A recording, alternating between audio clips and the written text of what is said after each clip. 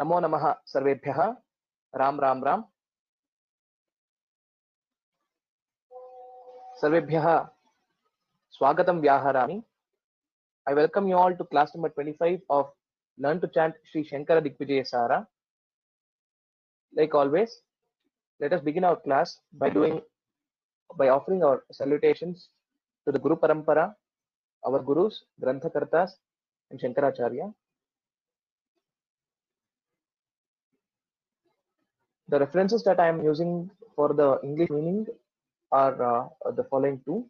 One is the blog post written by Jaldhar Vyas on Advaita list, and also one more resource is the ebook which is published by Sriranga Dittal. Along with this, the original Sanskritika which is there, I'm referring to that as well and giving the translations in some places. Gurureva gatr gurumeva bhaje gurunaiva sahasmi namo gurave na guroh paramam shishurasmi guroho matirasti gurau mama pahi guru आपादमौलि पर्यन्तं गुरूणामाकृतिं स्मरेत् तेन विघ्नाः प्रणश्यन्ति सिद्ध्यन्ति च मनोरथाः। ध्यानमूलं गुरोर्मूर्तिः पूजामूलं गुरोः पदं मन्त्रमूलं गुरोर्वाक्यं मोक्षमूलं गुरोः कृपा। शङ्कारूपेण मच्चित्तं पङ्कीकृतमभूद्यया किङ्करीयस्य सा माया शङ्कराचार्यमाश्रये. In the last class, we had seen that there was a Lokavarta that in Kashmira there is something called as a Sarvajna Pitha, and there are 4 doors in that, and only thing is the door from the south is not open. So let us see what happens in this episode. The words in this shloka: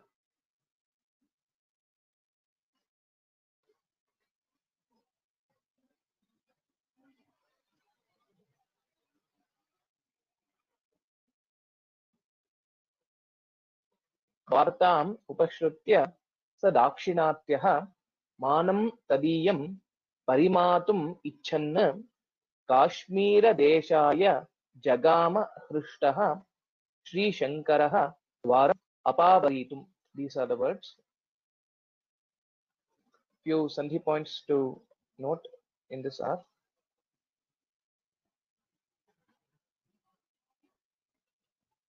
मानं तदीयं, मानं तदीयं इति. So there is only one point which we'll have to make note of. But please repeat after me. वार्तामुपश्रुत्य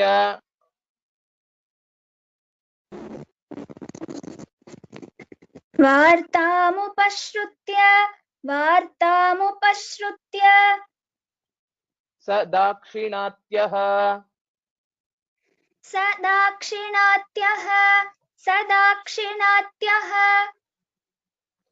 मानं तदीयं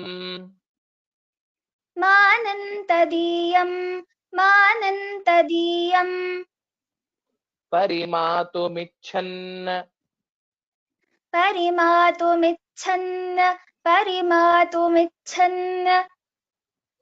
काश्मीरदेशाय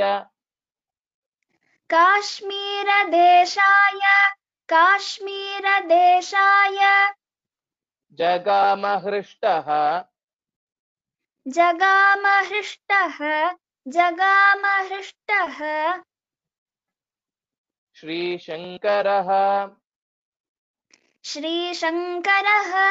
श्रीशङ्करः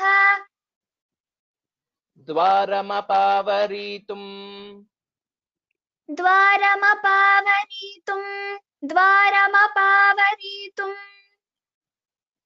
वार्तामुपश्रुत्य साक्षिणात्यः वार्तामुपश्रुत्य स दाक्षिणात्यः मानन्तदीयं परिमातुमिच्छन् मानन्तदीयं परिमातुमिच्छन् मानन्तदीयं परिमातुमिच्छन् काश्मीरदेशाय जगाम हृष्टः काश्मीरदेशाय जगाम हृष्टः काश्मीरदेशाय जगाम हृष्टः श्रीशङ्करोद्वारमपावरीतुम् श्रीशङ्करोद्वारमपावरीतुम् श्रीशङ्करोद्वारमपावरीतुम् वार्तामुपश्रुत्य स दाक्षिणात्यः वार्तामुपश्रुत्य स दाक्षिणात्यः वार्तामुपश्रुत्य स दाक्षिणात्यः आनन्तदीयं परिमातुमिच्छन् मानन्तदीयं परिमातुमिच्छन् मानन्तदीयं परिमातुमिच्छन् काश्मीरदेशाय जगाम हृष्टः काश्मीरदेशाय जगाम हृष्टः काश्मीरदेशाय जगाम हृष्टः श्रीशङ्करोद्वारमपावरीतुम् श्रीशङ्करोद्वारमपावरीतुम् श्रीशङ्करोद्वारमपावरीतुम् एकवारं वदतु वार्तामुपश्रुत्य स दाक्षिणात्यः मानन्तदीयं परिमातुमिच्छन् काश्मीरदेशाय जगाम हृष्टः श्रीशङ्करोद्वारमपावरीतुम् उत्तमम् heard the story as I at the beginning of the class.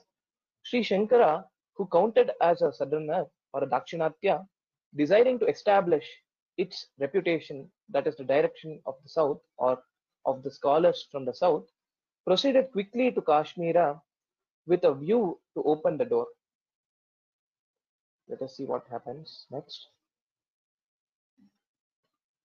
This shloka is in a bigger chandas. The words in this are Vadivrata Gajendra Durmada Ghata Durgarva Sankarshana Srimat Shankara Deshikendra Mrigarat Ayati Sarvarthavit Duram Gachata Vadi Dushyatha Gajaha Sanyasa Damshtrayuthaha Vedantoru Vanashrayah Tadaparam Dvaitam Vanam Bhakshati. These are the words. So only changes, this will be Yudhaha, Damshtra Yudhaha. So because we will be breaking at this pada, so if we join these two and tell, this will become Damshtra Yudho. While teaching, I will make it as Damshtra Yudhaha. A few sandhi points to note in this shloka. Duram gachata, duram gachata, it will become, and dushyatha gajaha sanyasa, gajas sanyasa. Otherwise, we can take a pause at gajaha. There's no problem with that. And again, similarly here, tadaparam dvaitam, tadaparan dvaitam, dvaitam vanam, anunasika vakara will be there. So these are a few sandhi points to note. Prithvi, please repeat after me. Vadivrata Gajendra वादिव्रात Gajendra वादिव्रात Gajendra Durmadaghata दुर्मदघटा दुर्मदघटा Durgarvasankarshana दुर्गर्वसङ्कर्षण दुर्गर्वसङ्कर्षण Srimacchankara श्रीमच्छङ्करदेशिकेन्द्र श्रीमच्छङ्करदेशिकेन्द्र मृगराडायाति मृगराडायाति मृगराडायाति सर्वार्थवित् सर्वार्थवित् सर्वार्थवित् दूरं गच्छत दूरं गच्छत दूरं गच्छत वादिदुष्यठगजाः वादिदुष्टगजाः वादिदुष्टगजाः सन्न्यासदंष्ट्रायुधः सन्न्यासदंष्ट्रायुधः सन्न्यासदंष्ट्रायुधः वेदान्तोरुवनाश्रयः वेदान्तोरुवनाश्रयः वेदान्तोरुवनाश्रयः तदपरं द्वैतम् तदपरं द्वैतम् तदपरं द्वैतम् वनं भक्षति वनं भक्षति वनं भक्षति वादिव्रातगजेन्द्रदुर्मदघटा वादिव्रातगजेन्द्रदुर्मदघटा वादिव्रातगजेन्द्रदुर्मदघटा दुर्गर्वसङ्कर्षण दुर्गर्वसङ्कर्षण दुर्गर्वसङ्कर्षण श्रीमच्छङ्करदेशिकेन्द्रमृगराट् श्रीमच्छङ्करदेशिकेन्द्रमृगराट् श्रीमच्छङ्करदेशिकेन्द्रमृगराट् आयाति सर्वार्थवित् आयाति सर्वार्थवित् आयाति सर्वार्थवित् दूरं गच्छत वादिदुष्यठगजाः दूरं गच्छत वादिदुष्टगजाः दूरं गच्छत वादिदुष्टगजाः सन्न्यासदंष्ट्रायुधः सन्न्यासदंष्ट्रायुधः सन्न्यासदंष्ट्रायुधः वेदान्तोरुवनाश्रयस्तदपरम् वेदान्तोरुवनाश्रयस्तदपरम् वेदान्तोरुवनाश्रयस्तदपरम् द्वैतं वनं भक्षति द्वैतं वनं भक्षति द्वैतं वनं भक्षति वादिव्रातगजेन्द्रदुर्मदघटा दुर्गर्वसङ्कर्षण वादिव्रातगजेन्द्रदुर्मदघटा दुर्गर्वसङ्कर्षण वादिव्रातगजेन्द्रदुर्मदघटा दुर्गर्वसङ्कर्षण श्रीमच्छङ्करदेशिकेन्द्रमृगराडायाति सर्वार्थवित् श्रीमच्छङ्करदेशिकेन्द्रमृगराडायाति सर्वार्थवित् श्रीमच्छङ्करदेशिकेन्द्रमृगराडायाति सर्वार्थवित् दूरं गच्छत वादिदुष्यठगजाः सन्न्यासदंष्ट्रायुधः दूरं गच्छत वादिदुष्टगजाः सन्न्यासदंष्ट्रायुधः दूरं गच्छत वादिदुष्टगजाः सन्न्यासदंष्ट्रायुधः Very good. So we can take a pause at this place, or as Prithvi repeated the second time, Vadidushyathagaja sanyasadamshtrayudhaha. We can combine gajaha sanyasa. That is also the right way of pronouncing. Vedantoruvanaashrayastadaparam dvaitam vanam bhakshati. वेदान्तोरुवनाश्रयस्तदपरं द्वैतं वनं भक्षति वेदान्तोरुवनाश्रयस्तदपरं द्वैतं वनं भक्षति वादिव्रात गजेन्द्र दुर्मद घटा दुर्गर्भ संकर्षण श्रीमच्छंकर देशिकेन्द्र मृगराट आयाति सर्वार्थवित्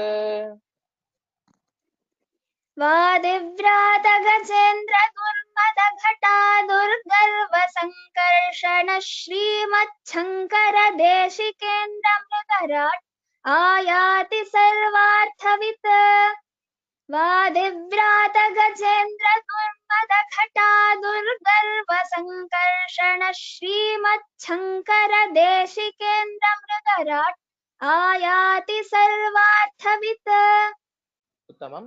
So while telling this whole word together, we may take a pause at Mrigarat and then Ayati Sarvathvit. We can split. We can give a small yati or a pause there. Otherwise, if we can hold our breath completely, we can tell the whole line completely. Shri Vadivrata Gajendra Durmada Ghata Durgarva Sankarshana Shri Machankara Deshikendra Mrigarada Yati Sarvartha. So if you take enough breath, you will be able to tell it completely. So Prithvi, please tell the shloka once. वादिव्रात गजेन्द्र दुर्मद घटा दुर्गर्व संकर्षण श्रीमच्छंकर देशिकेन्द्र मृगराडायाति सर्वार्थवित् दूरं गच्छत वादि दुष्टठगचाः सन्न्यासदंष्ट्रायुधः वेदान्तोरुवनाश्रयस्तदपरं द्वैतं वनं भक्षति Uttamam. Then when Shankaracharya decided to go to the Sarvajna Pitha and prove himself being a Dakshinatya, all his disciples announced to the public in this way. The elephant-like debaters, their foreheads oozing the musk of arrogance, quail in terror on hearing the roar of the lion, of like a lion who is Srimad Shankara, the king of the teachers, the all-knowing. So flee far, elephants of opposing theories. He fights with the sharp teeth of sannyasa, making his home in the great forest of Vedanta. He hunts in the forest of duality. So indirectly they are saying Shankaracharya is coming and he is like the Kesari or the lion who will even kill or basically destroy the mightiest elephant.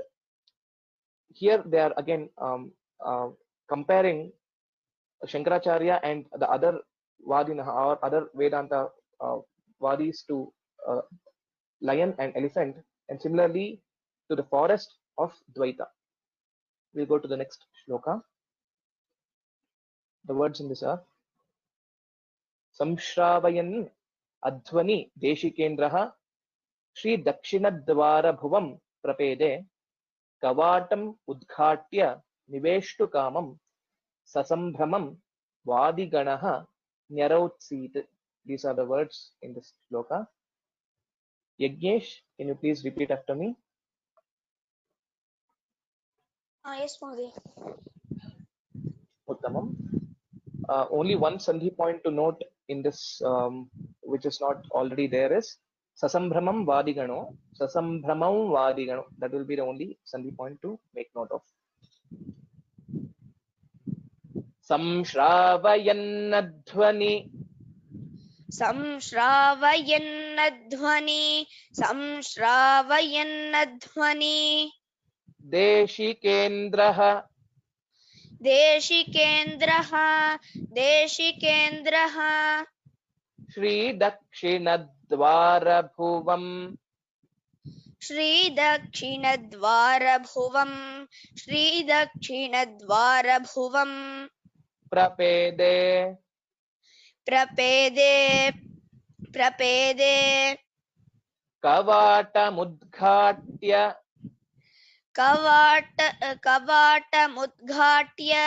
कवाटमुद्घाट्य निवेष्टुकामम् निवेष्टुकामं ससम्भ्रमम् ससम्भ्रमं वादिगणोऽन्यरौत्सीत वादिगणोऽन्यरौत्सीत संश्रावयन्नध्वनिदेशिकेन्द्रः संश्रावयन्नध्वनिदेशिकेन्द्रः श्रीदक्षिणद्वारभुवं प्रपेदे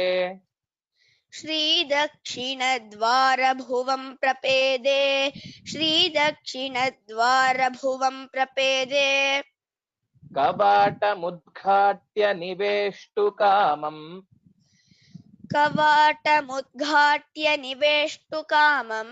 कवाटमुद्घाट्य निवेष्टुकामं ससम्भ्रमं वादिगणोऽन्यरौत्सीत ससम्भ्रमं वादिगणोऽन्यरौत्सीत ससम्भ्रमं वादिगणोऽन्यरौत्सीत संश्रावयन्नध्वनिदेशिकेन्द्रः संश्रावयन्नध्वनिदेशिकेन्द्रः संश्रावयन्नध्वनिदेशिकेन्द्रः श्रीदक्षिणद्वारभुवं प्रपेदे श्रीदक्षिणद्वारभुवं प्रपेदे श्रीदक्षिणद्वारभुवं प्रपेदे कवाटमुद्घाट्य निवेष्टुकामम् कवाटमुद्घाट्य निवेष्टुकामं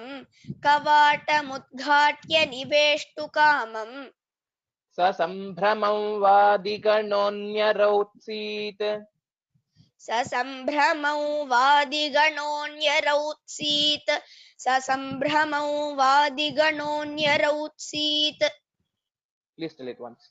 संश्रावयन्नध्वनिदेशिकेन्द्रः श्रीदक्षिणद्वारभुवं प्रपेदे कवाटमुद्घाट्य निवेष्टुकामं ससम्भ्रमं वादिगणोऽन्यरौत्सीत Uttamam.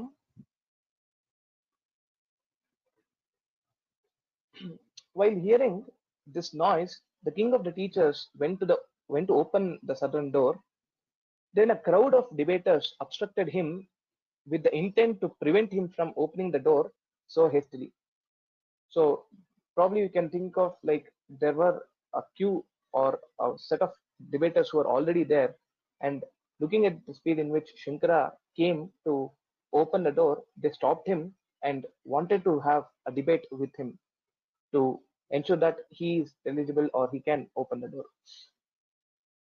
We'll go to the next shloka. The words in this are Atha Abravit Vadiganah Sadeshikam Kimartham Evam Bahu Sambhramakriya Yadatra Karyam Tadudiryatam Shanaihi Na Sambhramaha Kartum Alam Tadipsitam. These are the words. Prithvi, please repeat after me a few points of Sandhi. Ganaha Sa Ganassa, and then Karyam Tadudiryatam, Karyan Tadudiryatam, and then Na Sambhramaha Kartum, Sambhramah Kartum, Adhikva Mulya will be told, and Alam Taripsitam, Alan Taripsitam. These are the points of Sandhi to note. Athabravit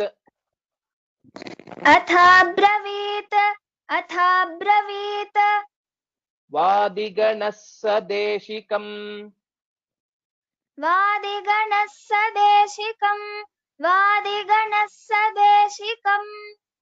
Kimarthamevam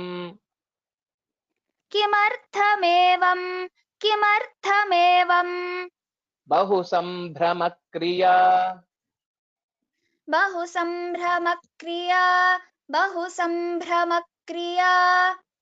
Yadatra Karyam यदत्र कार्यम्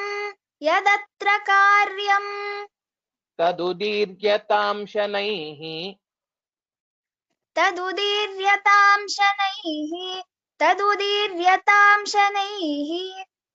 न सम्भ्रमः कर्तुम् न सम्भ्रमः कर्तुम् अलन्तदीप्सितम्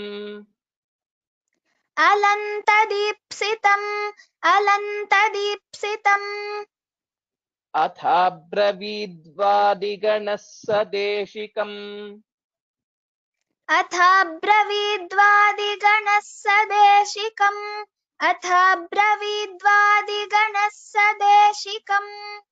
किमर्थमेवं बहुसम्भ्रमक्रिया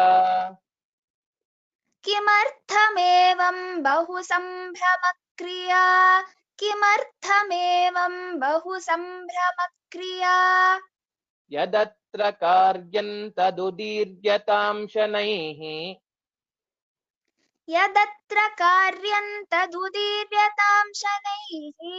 यदत्र कार्यं तदुदीर्यतां शनैः न सम्भ्रमः कर्तुमलन्तदीप्सितम्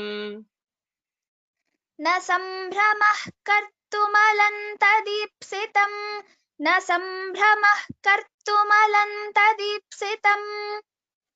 अथाब्रवीद्वादिगणः सदेशिकम् अथाब्रवीद्वादिगणः सदेशिकम् किमर्थमेवं बहुसम्भ्रमक्रिया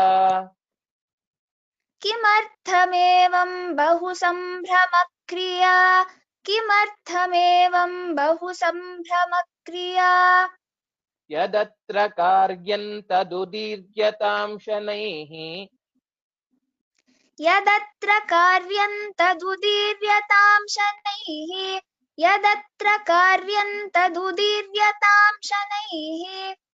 न सम्भ्रमः कर्तुमलन्तदीप्सितम् न सम्भ्रमः कर्तुमलन्तदीप्सितम्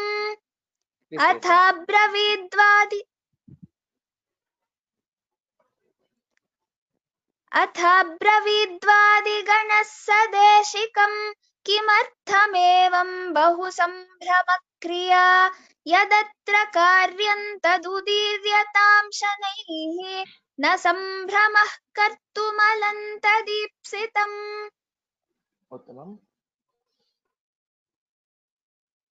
The crowd of the debaters said to the teacher, that is Shankara, for what purpose are you doing this act in such a hurry? Nothing should be done in haste, only with due deliberation. This is what the crowd of debaters would tell to Shankara. We'll go to the next shloka.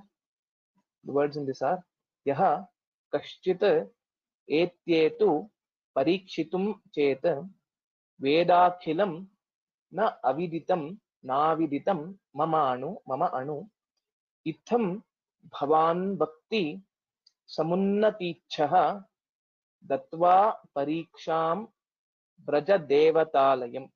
These are the words. Yagnesh, please repeat after me the few sandhi points to note in this shloka. Yah kashchit, yah kashchit it will be. And parikshitum chet, cha cha jajanya, the fifth letter of chavarga will be used instead of anuswara. Vedakhilam naviditam,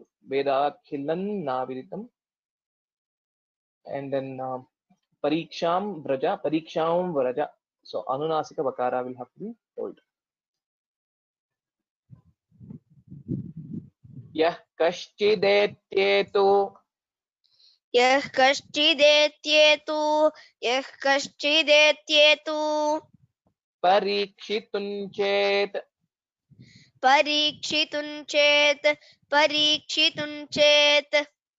vedakhilam naviditam वेदाखिलन्नाविदितं वेदाखिलन्नाविदितं ममाणु ममाणो ममाणो इत्थं भवान् वक्ति इत्थं भवान् वक्ति इत्थं भवान् वक्ति समुन्नतीच्छः समुन्नतीच्छः समुन्नतीच्छः दत्वा परीक्षां दत्वा परीक्षां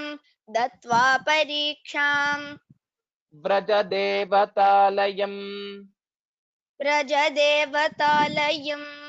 व्रजदेवतालयम् यः कश्चिदेत्येतु परीक्षितुं चेत् यः कश्चिदेत्येतु परीक्षितुं चेत् यः कश्चिदेत्येतु परीक्षितुं चेत् वेदाखिलन्नाविदितं ममाणु वेदाखिलन्नाविदितं ममाणु वेदाखिलन्नाविदितं ममाणु इत्थं भवान् वक्ति समुन्नतीच्छः इत्थन् भवान् वक्ति समुन्नतीच्छः इत्थन् भवान् वक्ति समुन्नतीच्छः.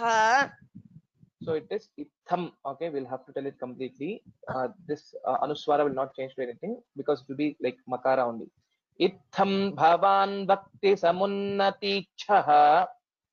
इत्थं भवान् वक्ति समुन्नतीच्छः इत्थं भवान् वक्ति समुन्नतीच्छः दत्वा परीक्षां व्रजदेवतालयम् दत्वा परीक्षां व्रजदेवतालयम् दत्वा परीक्षां व्रजदेवतालयम् यः कश्चिदेत्येतु परीक्षितुं चेत् यः कश्चिदेत्येतु परीक्षितुं चेत् यः कश्चिदेत्येतु परीक्षितुं चेत् वेदाखिलन्नाविदितं ममाणु वेदाखिलन्नाविदितं ममाणु वेदाखिलन्नाविदितं ममाणु इत्थं भवान् भक्ति समुन्नतीच्छः इत्थं भवान् वक्ति समुन्नतीच्छः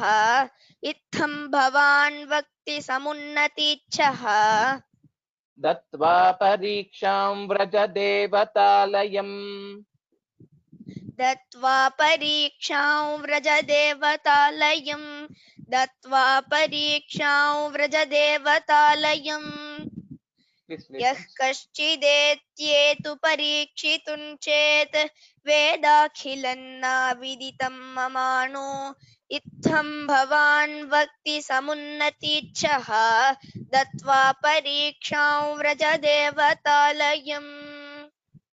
Uttamam. So one more point to note here is this Vraja is a Kriyapada and it is a separate word.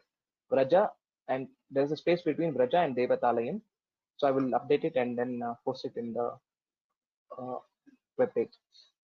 Okay, we'll go to the meaning of this shloka.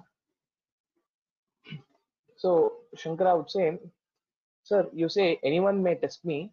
I know the entire Vedas. There is not even a small anu or an atom worth of knowledge that I do not know. So on hearing to this, they say, O desirer of success, take the test and you may enter this temple. Pariksham Tattva, having passed in the exam or after answering all our questions, you may enter this temple. That is what they would say. We'll go to the next shloka. The words in this are Shastreshu Sarveshu Api Dattavantam Pratyuttaram Tam Samapujayan Te Dwaram Samudghatya Daduscha Margam Tataha Vivesha Antara Bhumi Bhagam. These are the words. Prithvi, please repeat after me. Few Sandhi points. Pratyuttarantam, prati uttaram tam, uttarantam, it will become शास्त्रेषु सर्वेषु शास्त्रेषु सर्वेषु शास्त्रेषु सर्वेषु अपि दत्तवन्तम् अपि दत्तवन्तम् प्रत्युत्तरन्तम् प्रत्युत्तरन्तम् समपूजयंस्ते समपूजयंस्ते द्वारं समुद्घाट्य द्वारं समुद्घाट्य ददुश्च मार्गम् ददुश्च मार्गम् ततो विवेश ततो विवेश अन्तरभूमिभागम् अन्तरभूमिभागम् it will be antarabhumibhagam. So anyway, when we join it, there will be no problem. Viveshantarabhumibhagam, that's how it will become. Shastreshu sarveshvapi dattavantam शास्त्रेषु सर्वेष्वपि दत्तवन्तम् pratyuttarantam samapujayamste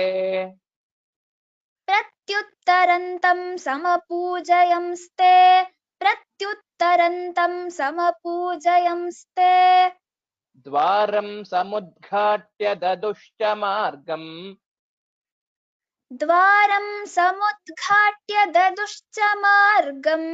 द्वारं समुद्घाट्य ददुश्च मार्गम् ततो विवेशान्तरभूमिभागम्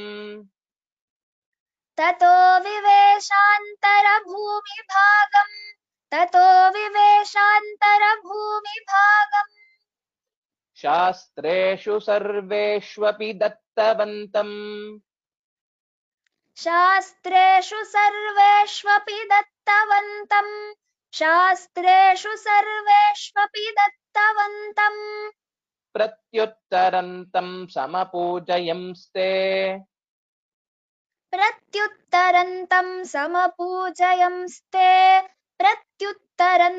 समपूजयंस्ते द्वारं समुद्घाट्य ददुश्च मार्गम्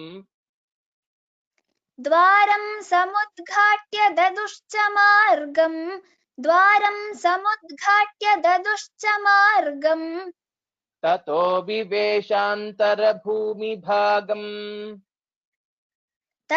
विवेशान्तरभूमिभागम् ततो विवेशान्तरभूमिभागम् शास्त्रेषु सर्वेष्वपि दत्तवन्तम् प्रत्युत्तरन्तम् समपूजयंस्ते द्वारं समुद्घाट्य ददुश्च मार्गम् ततो विवेशान्तरभूमिभागम्.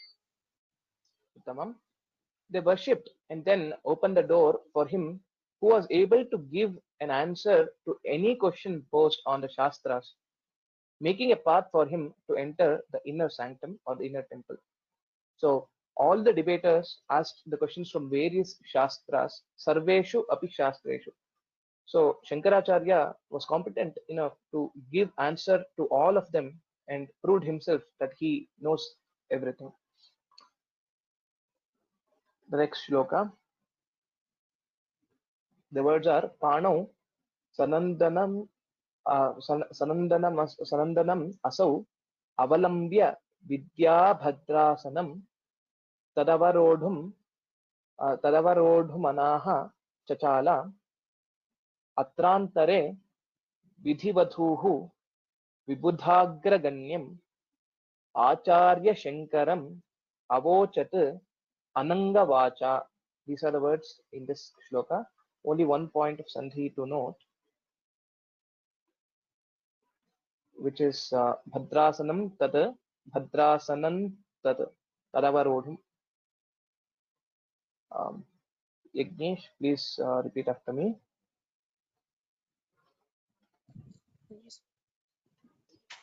Panau sanandanam. Panau sanandanam. Panau sanandanam.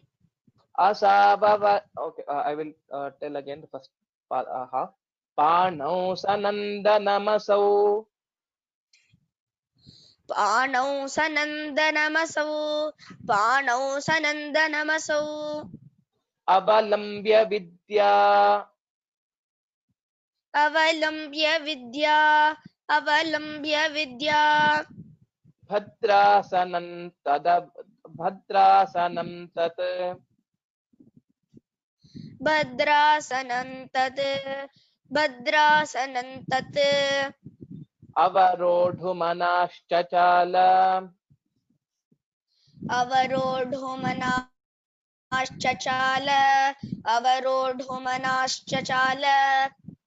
Atrantare vidhivadhuः. Atrantare vidhivadhuः. Atrantare vidhivadhuः. Vibudhagraganyam. Vibudhagraganyam. Vibudhagraganyam. Acharya Shankaram. Acharya Shankaram. Acharya Shankaram. Avochadanangavacha. Avochadanangavacha. Avochadanangavacha. Panau sanandanamasavalambya vidya. Panau sanandanamasavalambya vidya. Panau sanandanamasavalambya vidya. Bhadrasanam tadavarodhumanashchachala. Bhadrasanam tadavarodhumanashchachala. Bhadrasanam tadavarodhumanashchachala. Atrantare vidhivadhurvibudhagraganyam. Atrantare vidhivadhurvibudhagraganyam. Atrantare vidhivadhurvibudhagraganyam. Acharya Shankaramavochadanangavacha. Acharya Shankaramavochadanangavacha. Acharya Shankaramavochadanangavacha. Panau sanandanamasavalambya vidya. Panau sanandanamasavalambya vidya. Panau sanandanamasavalambya vidya. Bhadrasanam tadavarodhumanashchachala. Bhadrasanam tadavarodhumanashchachala. Bhadrasanam tadavarodhumanashchachala. Panau sanandanamasavalambya vidya. Bhadrasanam tadavarodhumanashchachala. Panau sanandanamasavalambya vidya. Bhadrasanam tadavarodhumanashchachala. Panau sanandanamasavalambya vidya. Bhadrasanam tadavarodhumanashchachala. Atrantare vidhivadhurvibudhagraganyam. Atrantare vidhivadhurvibudhagraganyam. Atrantare vidhivadhurvibudhagraganyam. Acharya Shankaramavochadanangavacha. Acharya Shankaramavochadanangavacha. Acharya Shankaramavochadanangavacha. Please tell it. पाणौ सनन्दनमसावलम्ब्य विद्याभद्रासनं तदवरोढुमनाश्चचाल अत्रान्तरे विधिवधूर्विबुधाग्रगण्यम् आचार्य शङ्करमवोचदनङ्गवाचा। Uttamam.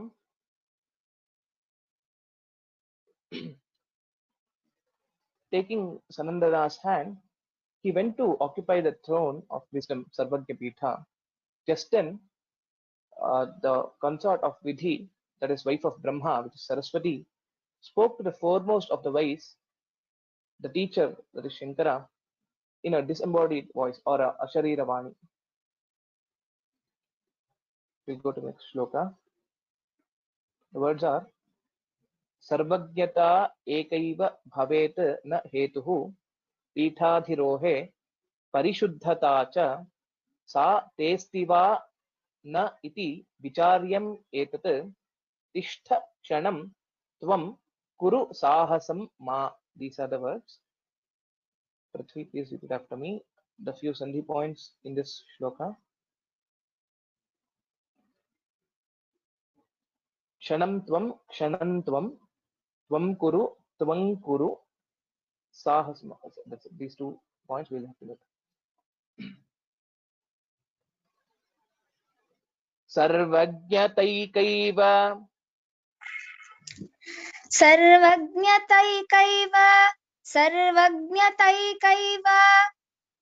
भवेन्न हेतुः पीठाधिरोहे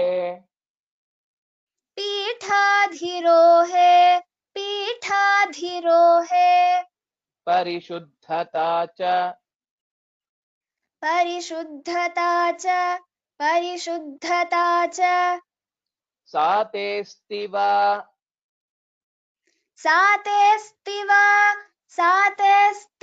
सा तेस्तिवा नेति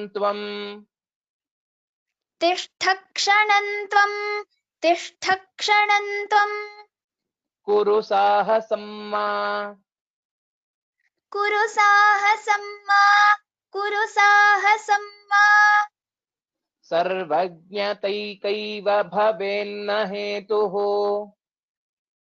तिष्ठ क्षणं त्वं कुरु साहसं मा. सर्वज्ञतैकैव भवेन्न हेतुः पीठाधिरोहे परिशुद्धता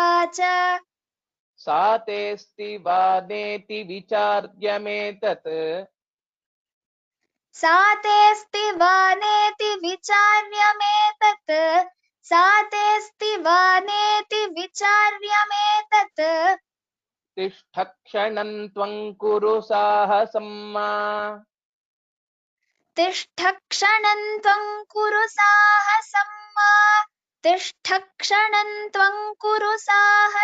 मा.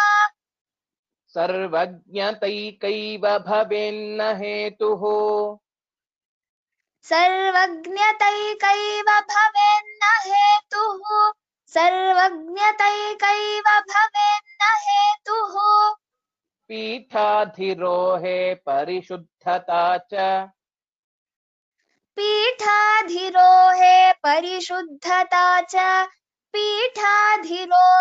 परिशुद्धता च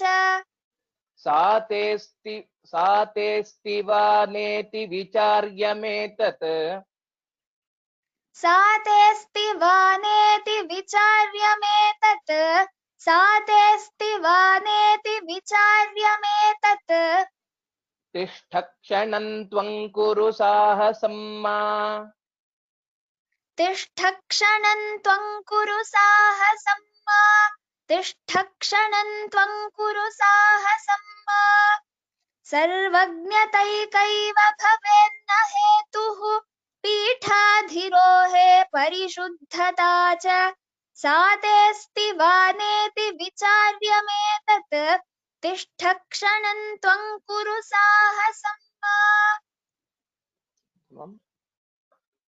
Omniscience or Sarvajñatvam alone is not enough to ascend this Pitha. You must have complete purity too. Consider for a moment, do you have it or not? Don't be hasty. This is what Sharadamba or Saraswati would say. If you remember, during the Vada between Mandana Mishra and Shankara, Ubhaya Bharati was the judge, and she would ask a few questions related to the Kama Shastra um, to ensure that her husband, who is Mandana, wouldn't lose the debate. During that time, Shankara would have done the Parakaya Pravesha to answer those questions. So those shlokas of related to Parakaya Pravesha is not present in this short text of or the collection of the shlokas from Digvijaya Sara, but it is kind of a reference to that point. And now Sharadamba herself is asking whether you are pure or not. Let us see how Shankaracharya would answer to that. The next shloka, the words are Na asmin sharire krita kilbishaha aham janma prabhrati amba न संदिहेहम न संदिहे अहम व्यधायि देहांतर संशयात यत न तेन लिप्येत हि कर्मणान्यः कर्मणा अन्यः. These are the words. Let us tell this. Yagnesh, please repeat after me. नास्मिन् शरीरे नास्मिन् शरीरे कृतकिल्बिषोऽहम् कृतकिल्बिषोऽहम् जन्म प्रभृत्यम्ब जन्म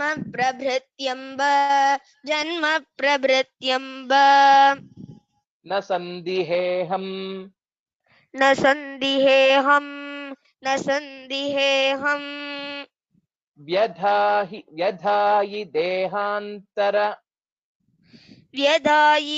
देहांतर व्यधायि देहांतर संशयाद्यत् संश्रयाद्यत् न तेन लिप्येत न तेन लिप्येत हि कर्मणान्यः हि कर्मणान्यः नास्मिन् शरीरे कृतकिल्बिषोऽहम् नास्मिन् शरीरे कृतकिल्बिषोऽहम् जन्म प्रभृत्यम्ब न संदिहेहम् जन्म प्रभृत्यम्ब न संदिहेहम्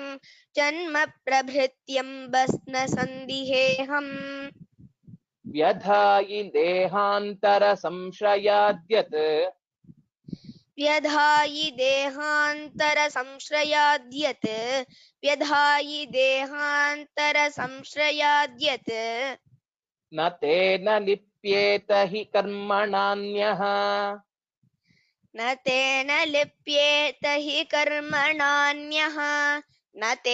लिप्येत हि कर्मणान्यः नास्मिन् शरीरे कृतकिल्बिषोऽहम् नास्मिन्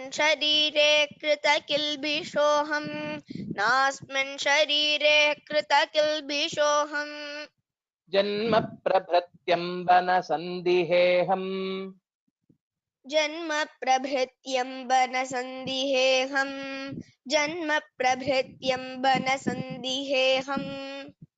व्यधायि देहांतर संश्रयाद्यत् व्यधायि देहांतर संश्रयाद्यत् न तेन लिप्येत हि कर्मणान्यः न तेन लिप्येत हि कर्मणान्यः नास्मिन् शरीरे कृतकिल्बिषोऽहम् जन्म प्रभृत्यं वनसन्दिहेऽहं व्यधायि देहान्तर संश्रयाद्यत् न तेन लिप्येत हि कर्मणान्यः। Uttamam.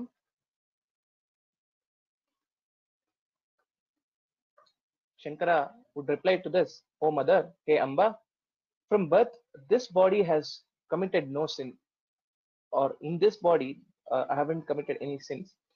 This body cannot be held liable or responsible for acts performed by another body.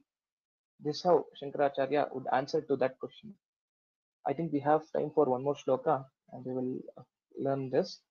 The words in this are Itham Niruttara Padam Saha Vidhaya Devim Sarvajna Pitham Adhiruhya Nananda Sabhyaha Sammanitaha Abhavat Asau Vibudhaihi Cha Vanya Gargya Kahola Mukharaihi Iva Yagyavalkyaha. These are the words. Prithvi, please repeat after me. Only Sandhi point to note is Itham Niruttara Padam, Itham Niruttara Padam. So other places it's all done. Itham Niruttara Padam. इत्थन्निरुत्तरपदाम् इत्थन्निरुत्तरपदाम् Savidhaya Devim सविधाय देवीम् सविधाय देवीम् Sarvajna Pithamadhiruhya सर्वज्ञपीठमधिरुह्य सर्वज्ञपीठमधिरुह्य Dhakara is Mahaprana Adhiruhya Sarvajna Pithamadhiruhya सर्वज्ञपीठमधिरुह्य सर्वज्ञपीठमधिरुह्य Nananda Sabhyaha ननन्दसभ्यः ननन्दसभ्यः Sammanito Bhavadasau सम्मानितो भवदसौ सम्मानितो भवदसौ Vibudhaishcha Vanya विबुधैश्च वाण्या विबुधैश्च वाण्या Gargya Kahola Mukharaihi गार्ग्याकहोलमुखरैः गार्ग्याकहोलमुखरैः Iva Yagyavalkyaha इव याज्ञवल्क्यः इव याज्ञवल्क्यः Ithanniruttarapadam Savidhaya Devim इत्थन्निरुत्तरपदां सविधाय देवीम् इत्थन्निरुत्तरपदां सविधाय देवीम् Sarvajna Pithamadhiruhya Nananda Sabhyaha सर्वज्ञपीठमधिरुह्य ननन्दसभ्यः सर्वज्ञपीठमधिरुह्य ननन्दसभ्यः Sammanito Bhavadasau Vibudhaishcha Vanya सम्मानितो भवदसौ विबुधैश्च वाण्या सम्मानितो भवदसौ विबुधैश्च वाण्या Gargya Kahola Mukharaiva Yagyavalkyaha गार्ग्याकहोलमुखरैरिव याज्ञवल्क्यः गार्ग्याकहोलमुखरैरिव याज्ञवल्क्यः Ithanniruttarapadam Savidhaya Devim इत्थन्निरुत्तरपदां सविधाय देवीम् इत्थन्निरुत्तरपदां सविधाय देवीम् Sarvajna Pithamadhiruhya Nananda Sabhyaha सर्वज्ञपीठमधिरुह्य ननन्दसभ्यः सर्वज्ञपीठमधिरुह्य ननन्दसभ्यः Sammanito Bhavadasau Vibudhaishcha Vanya सम्मानितो भवदसौ विबुधैश्च वाण्या सम्मानितो भवदसौ विबुधैश्च वाण्या गार्ग्याकहोलमुखरैरिव याज्ञवल्क्यः गार्ग्याकहोलमुखरैरिव याज्ञवल्क्यः गार्ग्याकहोलमुखरैरिव याज्ञवल्क्यः इत्थन्निरुत्तरपदां सविधाय देवीं सर्वज्ञपीठमधिरुह्य ननन्दसभ्यः सम्मानितो भवदसौ विबुधैश्च वाण्या गार्ग्याकहोलमुखरैरिव याज्ञवल्क्यः. Uttamam. Having duly answered the goddess Saraswati, he ascended the Sarvagya Pitha to the acclamation of the assembly of scholars and gods as Kahola and Gargi had praised Yajnavalkya. So in this way, Shankaracharya would attain the highest rank or the Pitha, Sarvagya Pitha, by answering all the questions to all the debaters and to Saraswati herself. With this, let us conclude today's class. I will recite all the shlokas taught in this class. I request all the students to raise your hands so that we can do the revision after I recite all the shlokas.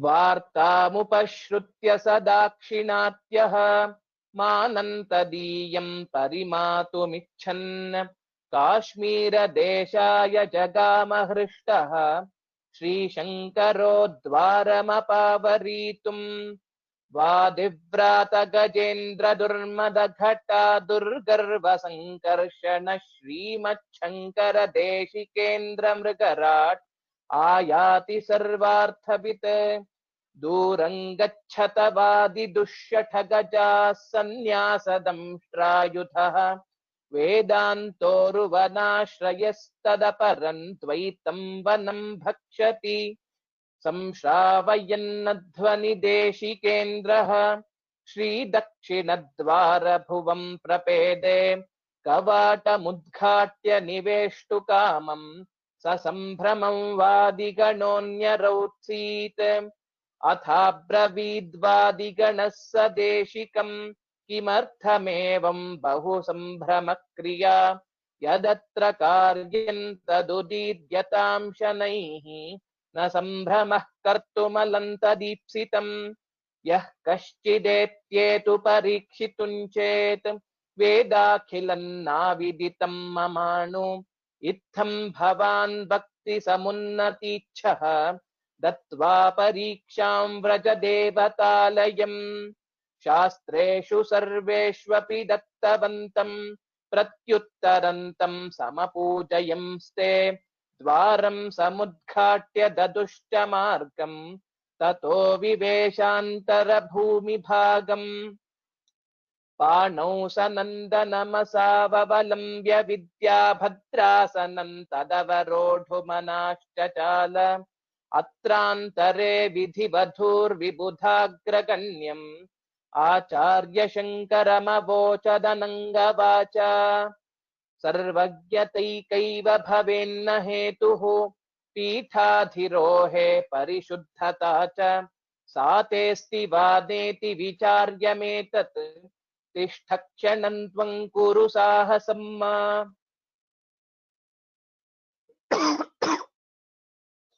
नास्मिन् शरीरे कृतकिल्बिषोऽहं जन्म प्रभृत्यम्बन सन्दिहेऽहं व्यधायि देहान्तर संशयाद्यत् न तेन लिप्येत हि कर्मणान्यः इत्थन्निरुत्तरपदां सविधाय देवीं सर्वज्ञपीठमधिरुह्य ननन्दसभ्यः सम्मानितो भवदसौ विबुधैश्च वाण्या गार्ग्याकहोलमुखरैरिव याज्ञवल्क्यः.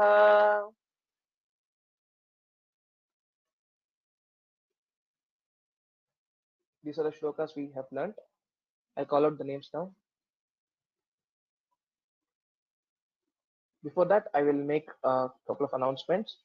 So we are close to complete the course. So there are 7 more shlokas which are left out in this grantha of 214 shlokas. So mostly we will be able to cover the next 7 shlokas and complete this whole work in the next week. I'll be taking one more class where we will be able to do the revision, and if you have any of the questions, I will be able to answer them. So 2 weeks from now, officially we'll be closing or ending this course, and after that, after next 2 weeks, there will be we'll be giving the dates for the test. So there will be a Google form which I'll be sharing. I'll be sending it to your emails, wherein you will be able to choose whether you want to opt for Kanthapata Pariksha or Parayana Pariksha, whether if you want to do a memorization test or a Parayana test, and what will be the slots for and or taking up the test and etc. Those things I'll be communicating you through emails. But as of now, the plan is to complete all the next 7 shlokas in next class, take up some of your questions and do the revision, and then one more class I will take to do the entire revision or some of the important shlokas or difficult shlokas that we can revise. So with this announcement, let me start giving, let me call out the names. Okay, Balu Agrahara. Namaskaram Mahodaya. Namaste. वार्तामुपश्रुत्य स दक्षिणात्यो मानं तदीयं परिमातुमिच्छन् काश्मीरदेशाय जगामहृष्टः श्रीशङ्करोद्वारमपावरीतम्. Uttamam, 2 points. One is Dakshinatyah and not Dakshinatyah, and one more is Apavaritum, not Apavaritam. So these are the two places where it can be corrected. Otherwise, it was well recited. Dhanyavadaha. धन्यवादः महोदय. Okay. Next, Bhushini PV. Ram Ram महोदय. Namaste. नमस्ते महोदय. वादिव्रात गजेन्द्र दुर्मद घटा दुर्गर्भ संकर्षण श्रीमच्छंकर देशिकेन्द्र मृगराड आयाति सर्वार्थवित् दूरं गच्छत वादि दुश्शठ गजा संन्यासदंश्रायुधः वेदान्तोरुवनाश्रयस्तदपरन् द्वैतं वनं भक्षति. Uttamam. Very well recited. Only one point to note is Vadi Dushyatha Gaja Sannyasa. So there's one more sakara you will have to add, or you can say Gajaha and give a pause. Both are correct. Durangachata Vadi Dushyatha Gajaha Sannyasa Damshtrayuthaha, or Dushyatha Gaja Sannyasa Damshtrayuthaha. So that is the only place where it wasn't told correctly, but other places very well recited. Thank you. Dhanyavadaha. Astu. Dhanyavadaha. We will go to the next shloka. Lakshmi Bhushan. नमस्कार महोदय. नमस्कार. Namaste. Namaste. संश्रावयन्न ध्वनि देशिकेन्द्रः श्रीदक्षिणद्वारभुवं प्रपेदे कवाटमुद्घाट्य निवेष्टकामं ससम्भ्रमं वादिगणोऽन्य रौत्सीत्. Uttamam. So only thing is Niveshtu Kamam. Niveshta, you said. Niveshtu Kamam. And Nyarautsit is one word. Nyarautsit. That's it. Otherwise, well recited, Mahodaya. Dhanyavadaha. धन्यवाद. Okay. Next shloka. Meenakshi Vaikalato. नमस्कारं. Namaste. श्रूयते वा? Ha, श्रूयते.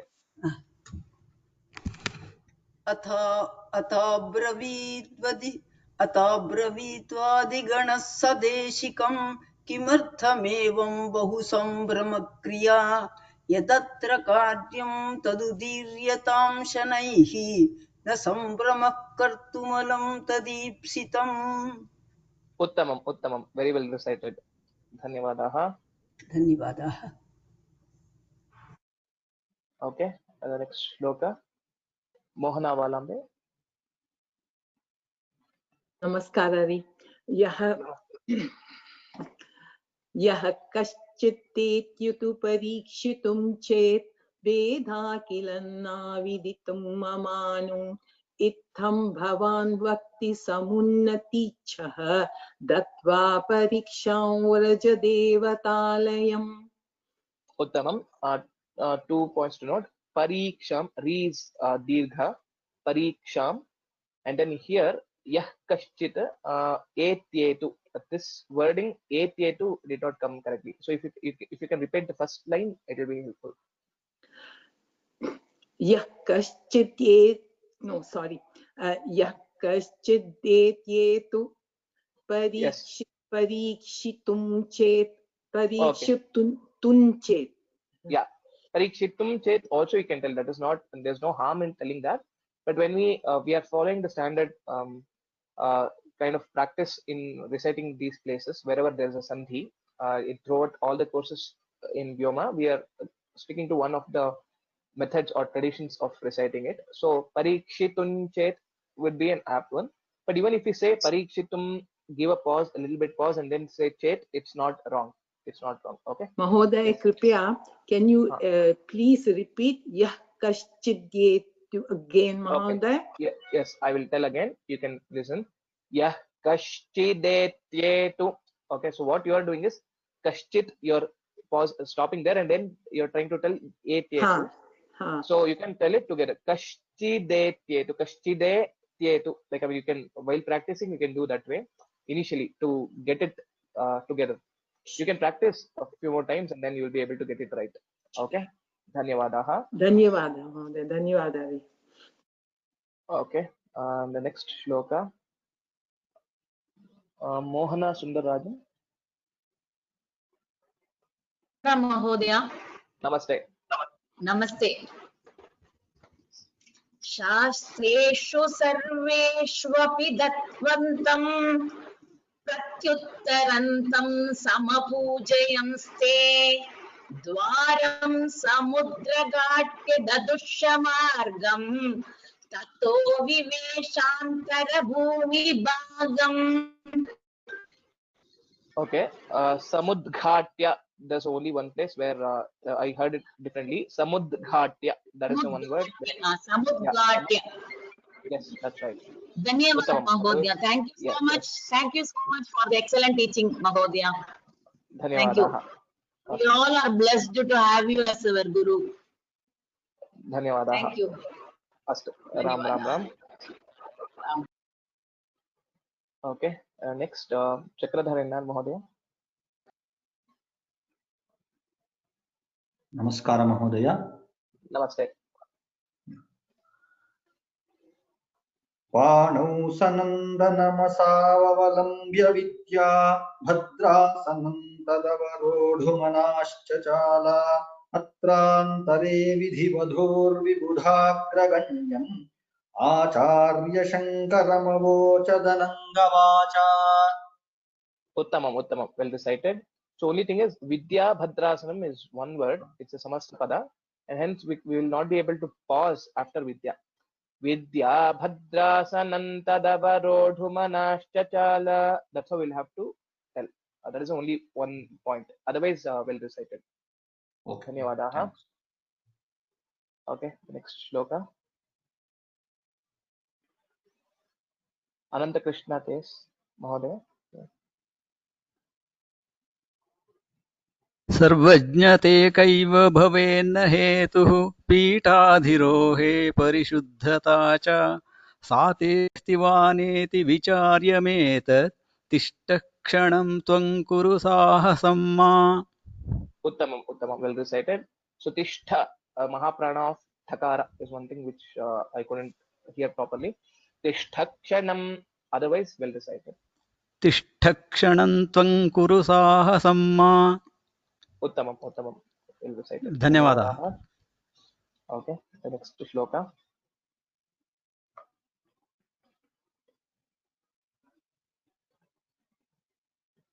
Bhushini PV.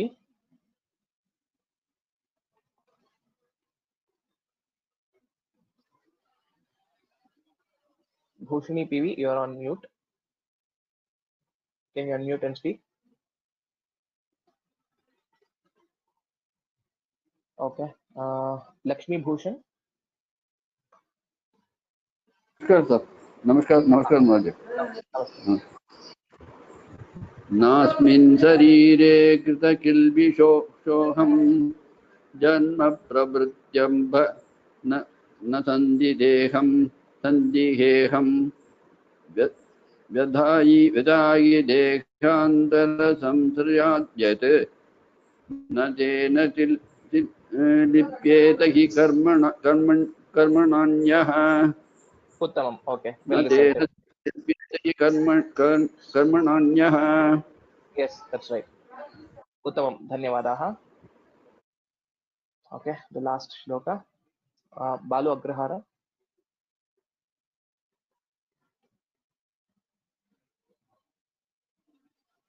Okay.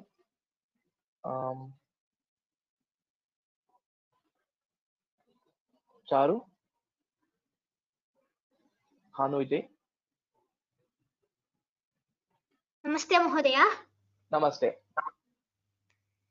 इत्थं निरुत्तरपदां सविधाय देवीं सर्वज्ञपीठमधिरुह्य ननन्दसभ्यः सम्मानितो भवदसौ विबुधैश्च वाण्या गार्ग्या कहोलमुखरैरिव याज्ञवल्क्यः. That's right. Very good. So it is not Yajnavalkyaha, Yajnavalkyaha. Very well recited. Uttamam. Dhanyavadaha. Okay. So with that, we have completed today's class. So as you all know, we will be uploading the recordings of this class onto our YouTube channel, Vyoma Samskrita Pathshala, where you will be able to listen to all the shlokas that I have recited towards the end of the class. So how I will be able to recite here, the same way it will be available in the videos. You can start revising, listening to the previous classes, so that it will be helpful for your pariksha as well, and it will be helpful for you to practice well. And I'll be uploading the course material onto sanskritfromhome.in web page on our course page. You'll be able to access it as well. Also, we had done one Parayanam, a complete Parayanam of Shankar Digvijaya Sara on the Guru Purnima day. That video is also available on YouTube. You can search in Vyoma Samskrita Pathshala and Shankar Digvijaya Sara Parayanam. If you search, you'll be able to get that video. That will also be helpful for you to learn or listen through and also read through the complete text once. With that, सर्वेभ्यः राम राम राम धन्यवादाः. भवशंकर देशिक मे शरणं. नमो नमः. We'll meet again on next Wednesday at the same time 7:30. Ram Ram Ram.